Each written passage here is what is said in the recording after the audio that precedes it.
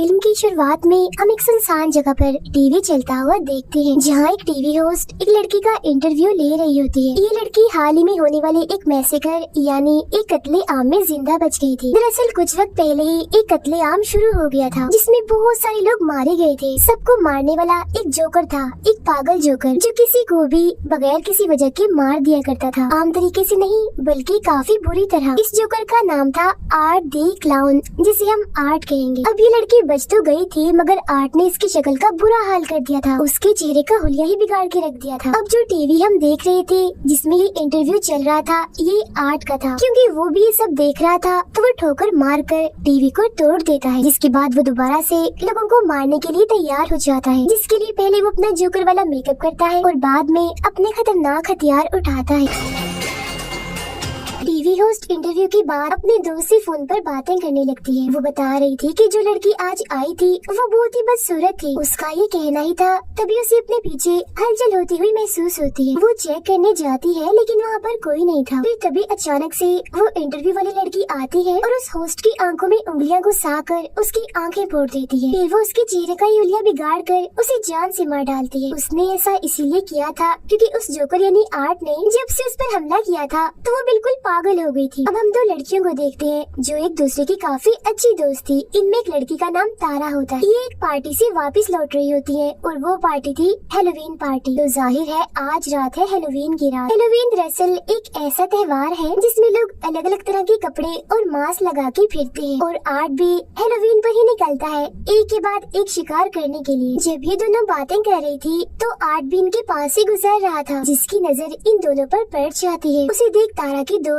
उससे मजाक करने लगती है, मगर अगले ही पल वो गायब हो जाता है। वो अब एक पिज्जा की दुकान पर आती है, जहाँ आर्ट भी इनके पीछे पीछे आ जाता है। अंदर आते ही वो तारा को घूरने लगता है। ये चीज तारा को काफी अजीब लगती है, मगर उसकी दोस्त तो जाकर आर्ट के साथ तस्वीरें बनाने लगती। अब ये चीज भी उसे बिल्कुल पसंद नहीं आती। आर्ट एक मशीन से अंगूठी निकाल कर तारा को पहना देता है, जिससे तारा को तो बहुत गुस्सा आता है, लेकिन उसकी दोस्त को तो ये चीज भी काफी अच्छी लगती है। अब वो वॉशरूम में जाकर उल्टी सीधी हरकतें करने लगता है, जिससे तंग आकर दुकान का मालिक उसे यहाँ से निकाल देता है। कुछ देर बाद वो दोनों भी वहाँ से निकलकर अपने घर जाने लगे, मगर देखते हैं कि गाड़ी का टायर तो पंचर है। अब तारा फौरन अपनी बहन, जिसका नाम विक्टोरिया था, उसे कॉल करके यहाँ बुला लेती है मदद के लिए। फिर वो अपनी दोस्त को कहती है कि मुझे वो जोकर ठीक नहीं लग रहा था, और क्या पता टायर उसी ने पंचर किया हो, क्योंकि उसने हमारी गाड़ी देख ली थी। उधर आर्ट ने दुकान के मालिक को काफी बुरी तरह मार कर उसके चेहरे पर आग लगाती होती है, जिसके बाद वो दूसरे वर्कर को भी पकड़ कर उस पर भी हमला कर देता है। वो उसे भी मार कर उसके चेहरे की जल्दी निकाल देता है।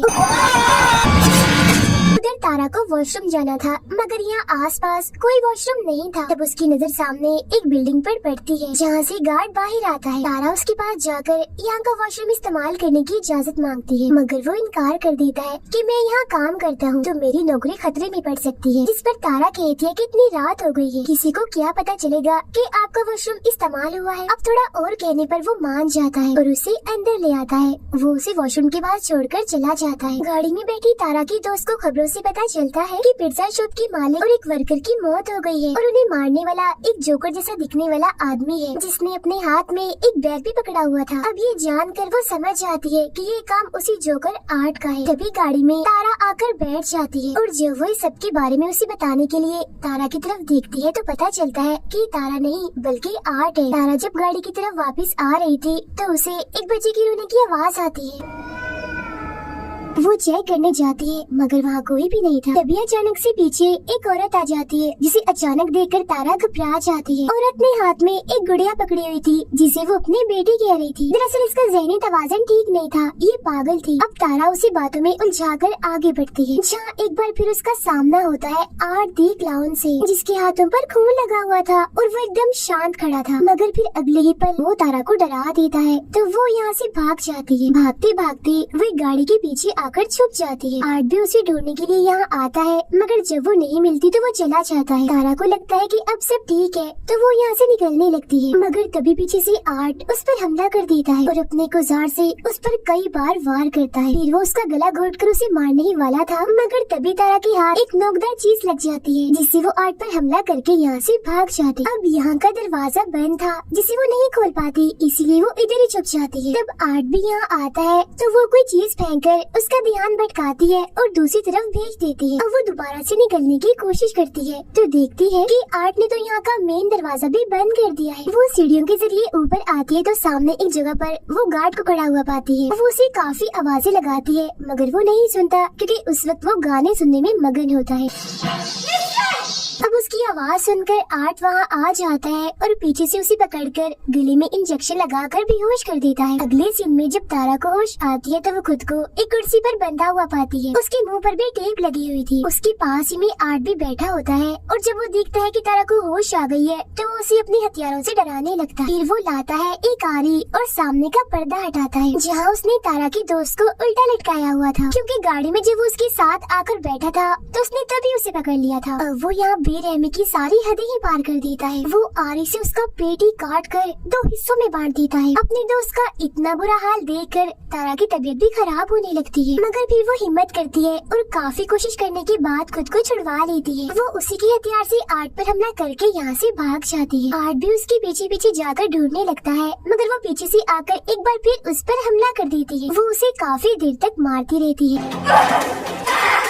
अब जब गेम उल्टी पड़ रही थी यानी तारा उस पर भारी पड़ रही थी तो वो यहाँ पर बेईमानी करता है। वो हाथों से नहीं लड़ता, वो करता है गन का इस्तेमाल। वो गोली पहले उसकी टांग पर मारता है और बाद में उसके चेहरे पर, जिससे वो काफी जख्मी और अधमरी हो गई थी। अब गन में गोलियां खत्म हो गई थी, इसलिए जब वो गोलियां लेने जाता है तो यहाँ उसे तारा का मोबाइल मिलता है जिस पर तारा की बहन विक्टोरिया का मैसेज आया होता है कि मैं बिल्डिंग के बाहर आ गई हूँ। तब आर्ट तारा बन के मैसेज करता है और पीछे के दरवाजे से अंदर आने का कहता है। ऐसा करने के बाद वो तारा की दोस्त की लाश के साथ तस्वीर बनाता है और लाश की हालत का हम बड़ा ही बुरा हाल देखते हैं, पूरी चिरी हुई 2 हिस्सों में बटी हुई। अब वो जाता है तारा के पास और उस पर भी अंधाधुंध गोलियां जलाकर उसे मार डालता है। वो पागल औरत भी यहीं खड़ी हुई थी और उसे ऐसा करता हुआ देख रही थी। ये सब देखकर वो जाती है गार्ड के पास और उसे सारी सूरत हाल समझाने की कोशिश करती है, मगर वो उसकी बातों का यकीन नहीं करता। फिर वो नीचे जाकर किसी को फोन करने लगता है, मगर तभी यहाँ आर्ट आकर हथौड़ी से उस पर हमला कर देता है। पागल औरत देखती है कि उसका बच्चा जो वो गुड़िया थी वो गायब है, मगर अगले ही पल उसे आर्ट दिखता है जिसके हाथ में वो अपने बच्चे को देखती है। वो उसके पास जाकर पूछती है, क्या तुम्हें जरा भी इंसानियत नहीं है, जरा भी ममता नहीं है, तुम्हें बच्चों पर भी रहम नहीं आता? ये कहकर वो आर्ट को अपने साथ लगा लेती है जैसे वो कोई बच्चा हो, और वो भी बिल्कुल ऐसी एक्टिंग करता है जैसे वो सचमुच का बच्चा ही हो।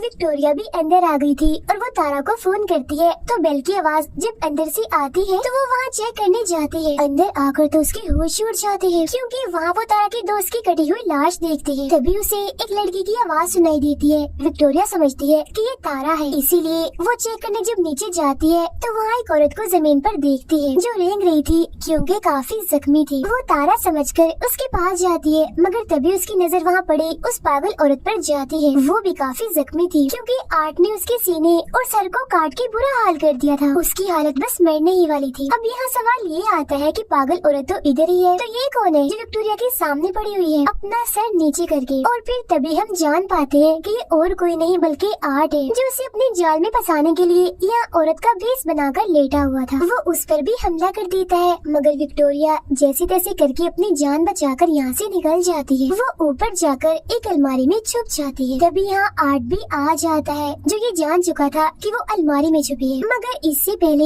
वो विक्टोरिया के साथ कुछ करता उसे हॉर्न की आवाज आती है जिसे चेक करने के लिए वो यहाँ से निकल जाता है। बाहर दरअसल आया था उस गार्ड का साथी जिसे अंदर आना था। वो कारपेट हटाता है तो वहाँ चाबी पड़ी हुई थी। तब दरवाजा खोलकर वो अंदर आ जाता है। वहाँ उसे खून के निशान दिखते हैं जो जाहिर है काफी अजीब था, मगर इससे पहले वो कुछ समझ पाता आर्ट पीछे से आकर एक नोकदार चीज से उसके सर पर वार कर देता है। फिर वो उसका गला काट कर धड़ से ही अलग कर देता है। विक्टोरिया यहाँ से निकलने की कोशिश करती है, मगर कोई भी फायदा नहीं होता। वो अपने सामने आर्ट को देखती है जो छोटे बच्चे की साइकिल चला रहा था, मगर अगले ही पल वो यहाँ से गायब हो जाता है और वो साइकिल वहीं पर गिर जाती है। वो उसे बचते हुए यहाँ से निकलने की कोशिश करती है, मगर पीछे से आर्ट आकर उस पर हमला कर देता है। वो शॉपर से उसका दम घोटकर मारने ही वाला था, मगर वो बच जाती है। फिर वो एक नोकदार चीज उठाकर आर्ट के पैर में मारती है और यहाँ से भाग जाती है। वो सीधा आती है अपनी बहन तारा के पास और उसका उसका इतना बुरा हाल देखकर टूट जाती है और रोने लगती है। वो अभी उधर बैठी ही थी कि तभी यहाँ आर्ट आकर उस पर हमला कर देता है। बार बार वार करके वो उसे काफी मारता है, मगर तभी पीछे से गार्ड आकर आर्ट को मारकर बेहोश कर देता है। जी हाँ, गार्ड, क्योंकि वो अभी जिंदा था। वो विक्टोरिया को लेकर ही कमरे में आता है और पुलिस को इस बारे में बताने लगता है। इस बीच वो देखता है कि विक्टोरिया की हालत काफी खराब है। वो उसे अब इमरजेंसी कमरे की तरफ ले जाने लगता है। तभी यहाँ आर्ट एक बार फिर से आकर गार्ड पर हमला कर देता है। वो पहले सिलेंडर से उसे मारता है और बाद में अपने पैर से उसका चेहरा ही कुचल देता है। अब घबराहट के आलम में विक्टोरिया एक लोहे की पाइप से ताला तोड़ने की कोशिश करती है जो आर्ट ने यहाँ पर लगाए थे। ताला टूट तो जाता है, मगर इसका कोई फायदा नहीं था, क्योंकि आर्ट उसके काफी करीब आ गया था और फौरन ही उसे पकड़कर मारने लगता है। मगर तभी विक्टोरिया उसकी आंख में एक चीज घुसाकर यहाँ से भाग जाती है। वो भागकर गैराज में आती है, मगर आर्ट इधर भी पहुँच जाता है, लेकिन क्योंकि यहाँ ताला लगा हुआ था इसीलिए वो अंदर नहीं आ पाता। अब इतनी ही देर में पुलिस भी यहाँ पहुँच चुकी थी, लेकिन इससे पहले विक्टोरिया पुलिस के पास जाती आर्ट गाड़ी से गैराज का दरवाजा तोड़कर अंदर घुस आता है। अब क्योंकि वो गाड़ी से टकरा गई थी इसीलिए बेहोश होकर नीचे गिर जाती है। फिर जब तक पुलिस यहाँ आती है तो तब आर्ट विक्टोरिया का चेहरा नोच नोच कर खा रहा था। अब पुलिस आर्ट को सरेंडर यानी हथियार डालने का बोलती है, मगर वो अपने मुँह में गन रखकर खुद को ही गोली मार लेता है। अब पुलिस को पता चलता है कि विक्टोरिया मरी नहीं है, बल्कि अभी वो जिंदा है, बस काफी जख्मी है। इसके बाद सबकी लाशों को हॉस्पिटल ले जाया जाता है और जब डॉक्टर आर्ट की लाश को देखता है तो उसे काफी अजीब लग रहा था, क्योंकि मरने के बाद भी वो मुस्कुरा रहा था। तभी यहाँ बिजली खराब होने लगती है और आर्ट उठ जाता है, उस डॉक्टर को गले से पकड़ लेता है, क्योंकि वो मरा नहीं था बल्कि जिंदा था। इसका मतलब यही था कि अब वो लोगों को मारने का सिलसिला अब इस हॉस्पिटल से करेगा। अब कुछ वक्त गुजरता है और हम विक्टोरिया को देखते हैं, जो आखिरकार आर्ट का शिकार होने से बच गई। कल उसे इंटरव्यू के लिए भी जाना है और इन्हीं बाद हम उसका चेहरा देखते हैं जो काफी भयानक दिख रहा था, जो बिल्कुल वैसा दिख रहा था जैसा इंटरव्यू वाली लड़की का था। अब यहाँ ये राज खुलता है कि विक्टोरिया ही असल में वो लड़की है जो शुरुआत में इंटरव्यू दे रही थी, जिसके बारे में कहा था कि एक मैसे घर में बची है और एक जोकर ने ही सभी को मारा था। अब यहाँ सवाल ये उठता है कि आर्ट ने अपने सर पर गोली मारी थी मगर वो नहीं मरा, आखिर क्यों? क्योंकि दरअसल अभी तक जितने भी लोगों ने उसे मारने की कोशिश की उन सबको ही मौत के घाट उतरना पड़ा। अब यहाँ ये चीज क्लियर नहीं हुई कि क्या उसे मारा जा सकता है या नहीं। हो सकता है कि उसे मारा जा भी सकता हो। तो अब ये जानने के लिए हम आगे बढ़ते हैं, जहाँ हम आर्ट को उसी हॉस्पिटल में देखते हैं जब उसने डॉक्टर को पकड़ लिया था। वो डॉक्टर को मारकर काफी जख्मी कर देता है और लगातार उसके पीछे पड़ा हुआ था। डॉक्टर खून में लथपथ था और वो रेंगता हुआ बाहर आता है और पुलिस को कॉल कर देता है, मगर उस बेचारे की तो आवाज ही नहीं निकलती, क्योंकि आर्ट ने उसके गले पर वार किया था। उसे और दर्द देने के लिए वो उसकी आंख निकाल कर पहले उसके साथ खेलता है और बाद में उसे अपनी फूटी हुई आंख की जगह लगा लेता है। अब वो उसे और मारता है और आखिरकार उसका सर ही चीर कर उसे बड़ी भयानक मौत देता है।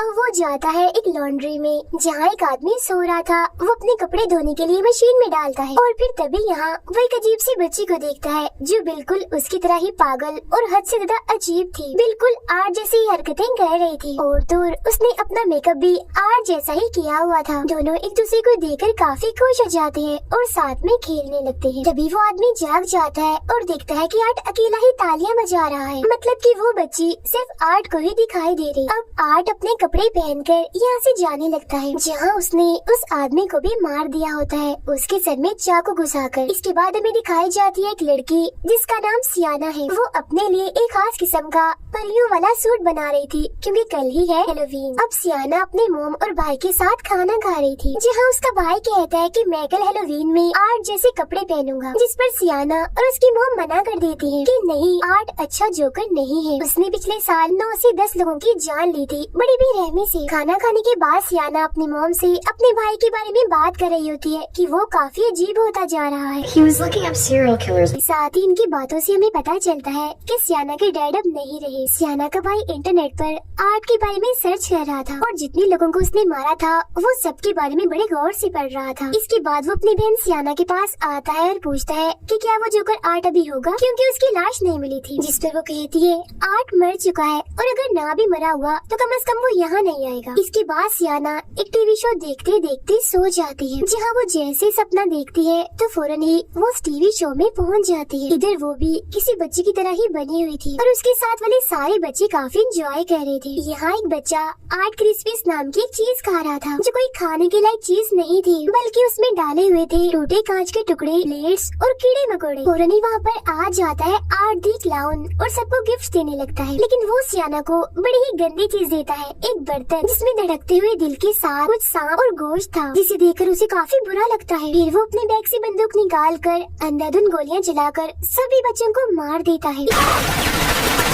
इस बीच सियाना भी जख्मी हो गई थी मगर जिंदा थी। वो आगे बढ़ती है तो आर्ट उस पर आग फेंकता है, तो वो एक बॉक्स में से तलवार निकाल कर आगे कर देती है, जिससे आग उसका कुछ बिगाड़ नहीं पाती। असल में ये तलवार काफी ताकतवर थी, जो सियाना को उसके डैड ने दी थी। अब इतना भयानक सपना देखकर वो डरते हुए अचानक से जाग जाती है और देखती है कि सच में उसके सामने वाले टेबल और टीवी पर आग लग चुकी है। तब उसकी मॉम जल्दी से यहाँ आकर आग बुझाती है। सब कुछ नॉर्मल होता है तो सियाना की मॉम उससे पूछती है कि तुमने जलती हुई मोमबत्तियाँ टेबल पर क्यों छोड़ी, जिस पर वो कहती है मॉम मैंने तो मोमबत्तियों को जलाया तक नहीं था। सियाना अपने कमरे में जाकर उस तलवार को देखती है, जहाँ वो बिल्कुल ठीक पड़ी थी, उसे कुछ भी नहीं हुआ था। उधर आर्ट हेलोवीन की तैयारी कर रहा था, मतलब वो तेजधार हथियार बना रहा था मैसेकर करने के लिए। वो अजीब बच्ची जो उसके साथ ही टीवी चलाती है और वो ही शो देखने लगती है, जिसमें टीवी होस्ट विक्टोरिया का इंटरव्यू ले रही थी, जिसके बाद हमने देखा था कि आर्ट ने ठोकर मारकर टीवी तोड़ दिया था। तो यहाँ भी वो ऐसा ही करता है, क्योंकि ये वही सीन है। स्कूल में सियाना का भाई और उसके दोस्त एक मरे हुए चूहे को देख रहे थे। तभी यहाँ टीचर आती है और तीनों को डांट कर क्लास में जाने का कहती है। क्लास खत्म होने के बाद जब सियाना का भाई नीचे आता है तो वो अपने सामने पाता है आर्ट और उस अजीब बच्ची को, जो उस मरे हुए चूहे के साथ खेल रही थी। उन्हें देखकर वो डरने लगता है। तभी उन दोनों की नजर भी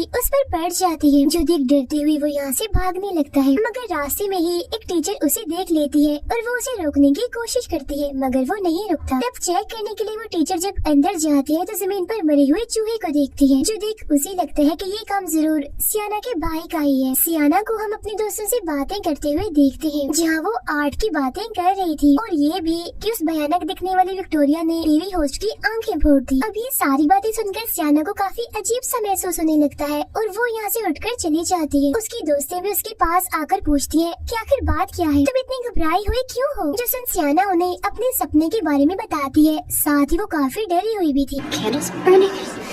अगले दिन वो अपने दोस्त के साथ हेलोवीन की शॉपिंग करने चली जाती है। उसके दोस्त को कॉल आ जाती है, जो सुने वो बाहर चली गई थी। तब बदकिस्मती से वहाँ आ जाता है आर्ट दी क्लाउन। तब सियाना उससे बचते हुए ऊपर चली जाती है और कुछ खरीदने की एक्टिंग करने लगती है, लेकिन मुसीबत, वो अपना बैग तो नीचे ही भूल गई थी जिसमें पैसे रखे थे। तब पलक झपकते ही आर्ट उसका बैग लेकर आता है तो वो पैसे देती है, लेकिन यहाँ आर्ट उसे परेशान करने का, तंग करने का कोई मौका नहीं छोड़ता। मगर सियाना अभी भी इस सोच में है कि ये सच में आर्ट ही है या कोई उसके साथ मजाक कर रहा है। पर इसके बाद वो यहाँ से चली जाती है। उसके जाते ही आर्ट दुकान बंद कर देता है, मतलब वो टैग जिस पर दुकान खुली लिखा था वो उसे पलटकर बंद की तरफ कर देता है। इसके बाद वो अपने लिए एक छोटा सा बाजा खरीदता है, मगर पैसे देने की बजाय वो अपने हथियार बाहर निकालने लगता है, जो देख दुकानदार को गुस्सा आ जाता है और वो आर्ट को बातें सुनाने लगता है। तब उसका मुंह बंद करने के लिए आर्ट पहले उसके सर पर बोतल से मारता है और बाद में उसकी आँख में एक मोटी चीज घुसा देता है। इस सबसे भी जब उसका दिल नहीं भरता तो पहले वो बड़े से चाकू से उसके सर पर वार करता है और बाद में उसके गले पर मारकर जिस्म से ही अलग कर देता है।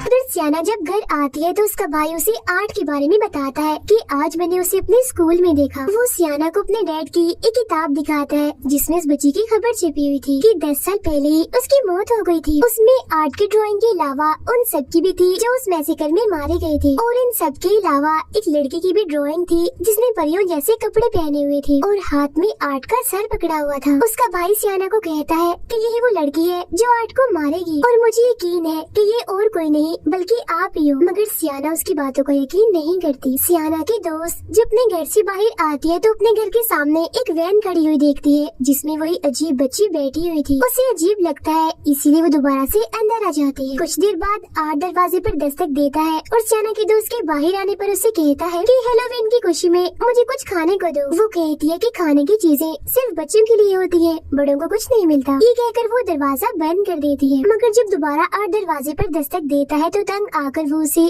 खाने की चीजें दे देती है। अब तभी उसकी नजर आर्ट के बैग में जाती है जिसमें कुछ हथियार और औजार थे जिन पर खून लगा हुआ था। उधर सियाना भी हैलोवीन पार्टी के लिए तैयार होने लगती है। अब जब सियाना की दोस्त अकेली थी तो उसे नीचे से कुछ आवाजें सुनाई देती है। वो चेक करने जब नीचे आती है तो देखती है कि शीशे का दरवाजा टूटा हुआ है क्योंकि घर में आर्ट घुस आया था और वो यहाँ ऐसे घूम रहा था जैसे घर उसका ही हो। अब जब उसकी नजर सियाना की दोस्त पर पड़ती है तो वो उसके पीछे पड़ जाता है। वो बचने के लिए अपने कमरे में आती है लेकिन आर्ट आखिरकार उसे पकड़ ही लेता है। पहले वो उसके चेहरे पर कट मारता है जिससे उसकी आंख भी कट जाती है, जिसके बाद वो उसके सर के जिल्द काट कर बालों वाले हिस्से को ही अलग कर देता है।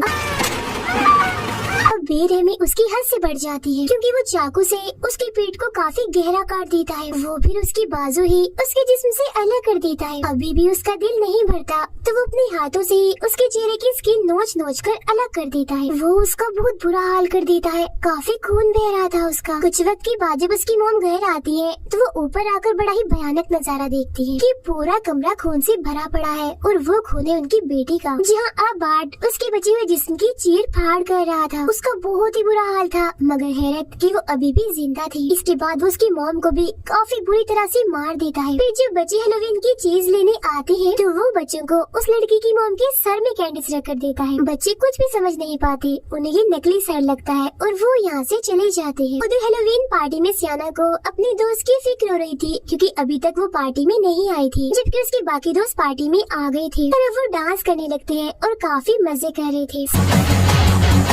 सियाना के भाई को हम उसके कमरे में देखते हैं क्योंकि उसकी मॉम ने उसे पार्टी में जाने नहीं दिया था। आर्ट के बारे में बताने के लिए वो अपनी मॉम को अपने डैड की वही किताब दिखाता है जिसे उसकी मॉम फाड़ देती है। वो अपनी मॉम से बदतमीजी करता है तो वो उसे थप्पड़ लगा देती है तो वो गुस्सा होकर अपने घर से निकल जाता है। जब उसकी मॉम बाहर आती है तो देखती है कि उनके बेटे ने सब कुछ खराब कर दिया है, यहाँ तक कि गाड़ी भी गंदी कर दी थी और उस पर अपनी माँ के लिए गाली लिख दी थी, जो देख उसकी मॉम को काफी बुरा लगता है। सियाना के भाई को वो इवेंट दिखती है जिसमें वो उसी अजीब सी बच्ची को बैठा हुआ पाता है। ये देखकर तो उसकी हालत ही खराब हो जाती है और वो फौरन ही अपने घर की तरफ भाग जाता है। अब सियाना की मॉम गाड़ी साफ करने लगती है इस बात से अनजान होकर कि इसमें आर्ट बैठा हुआ है, जिसका साफ मतलब था कि गाड़ी का ऐसा हाल और किसी ने नहीं बल्कि आर्ट ने किया है। फिर जैसे वो शीशा साफ करती है अंदर आर्ट को बैठा हुआ देख लेती है, मगर कुछ सोचने समझने का मौका दिए बगैर वो उनके सर पर गोली मारकर हट से ही अलग कर देता है। जब सियाना का भाई घर आता है तो देखता है कि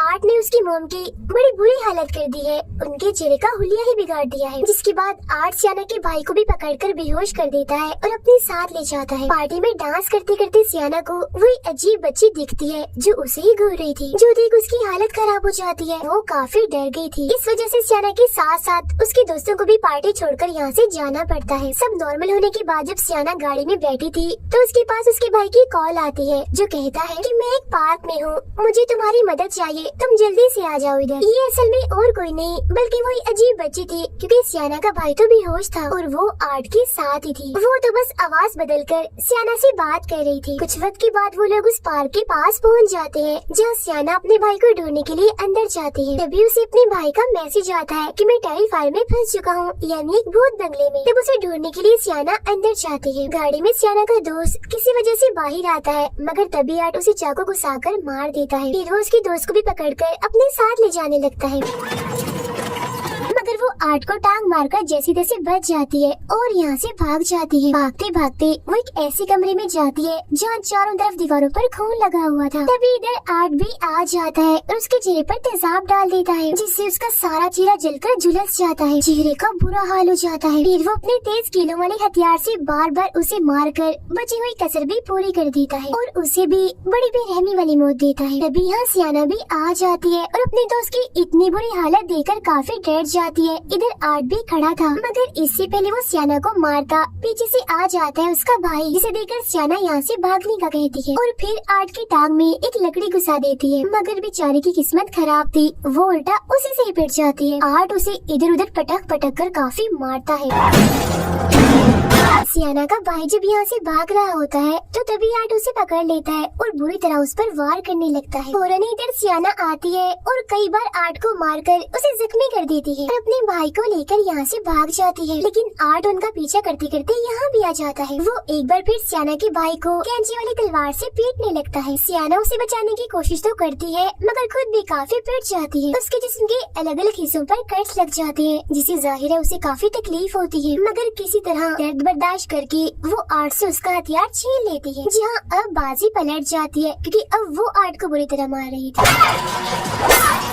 फिर वो उसके सर में एक पाइप घुसाकर बुरा हाल कर देती है, लेकिन अगले ही पल वो उठता है और सियाना को पकड़ लेता है। वो उसे मारने ही वाला था मगर सियाना का भाई उसकी गन निकालकर आर्ट को ही गोली मार देता है। तभी यहाँ वो बच्ची सियाना की मोम के रूप में आती है और उसकी आंखें बंद करके ये दिखाती है कि तुम्हारी मोम भी मारी गई है। जो देख सियाना की बची हुई हिम्मत भी खत्म होने लगती है। फिर वो देखती है कि उसका भाई यहाँ नहीं है। फिर वो अपने भाई को ढूंढती है तो पता चलता है कि आर्ट उसे एक अलग ही जगह पर ले आया। अब जैसे सियाना आर्ट के पास आती है तो वो उसे धक्का देकर नीचे बेसमेंट जैसी जगह पर गिरा देता है, लेकिन वो मरती नहीं, बच जाती है। तभी उसे नीचे एक जगह से कोई आवाजें लगाने लगता है। इतनी ही देर में आर्ट उसके बहुत ही पास आके खड़ा हो जाता है और उसी जादुई तलवार से जो उसके डैड ने उसे दी थी सियाना को मारकर नीचे गिरा देता है। अब की बार सियाना एक शो में आके गिरी थी मगर वो एक शीशे के बॉक्स में बंद थी जिसमें पानी भरा हुआ था। वो यहाँ से निकलने की काफी कोशिश करती है मगर नहीं निकल पाती और मर जाती है। उधर आर्ट सियाना के भाई को खाने लगता है मगर जैसे उसका भाई चिल्लाता है तो उस तलवार में एक जादुई रोशनी जलती है जिससे सियाना भी वापस से जिंदा हो जाती है। जिसके बाद वो गुस्से में भरी उस बॉक्स से बाहर आकर अपने डैड की तलवार से आर्ट पर हमला कर देती है और उसका सर ही धड़ से अलग कर देती है। और अब आखिरकार जाकर उस पागल जोकर आर्ट की मौत हो जाती है जिससे वो दोनों भी खुश हो जाते हैं और सुकून की सांस लेते हैं। मगर तभी इधर वो अजीब सी बच्ची आती है और आर्ट का सर उठाकर ले जाती है। इसके बाद हम एक हॉस्पिटल का सीन देखते हैं जहाँ विक्टोरिया जिसका चेहरा काफी भयानक था वो एक जगह पर बैठी होती है। कुछ वक्त के बाद वो आर्ट के सर को पैदा करती है बच्चे की तरह और उसे चाटने लगती है। आवाजें सुनकर नर्स जब वहाँ आती है तो वो डर जाती है ये देखकर कि उसकी गोद में आर्ट का सर है। साथ ही विक्टोरिया इधर काफी डरावना हंसने लगती है जैसे अब आर्ट की आत्मा उसमें आ गई हो। इसी के साथ ही इस फिल्म के दोनों पार्ट्स यहीं पर ही खत्म हो जाते हैं।